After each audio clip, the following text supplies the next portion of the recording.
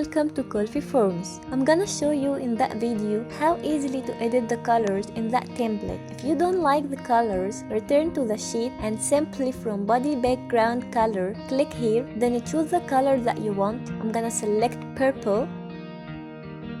To change form title, click here, then select the color. And from bottom text, click here, then I'm gonna make it blue. Now let's refresh the page and see the colors after changing. And yeah, awesome! The colors changed. Thanks for watching Coffee Forms and stay tuned for the next video.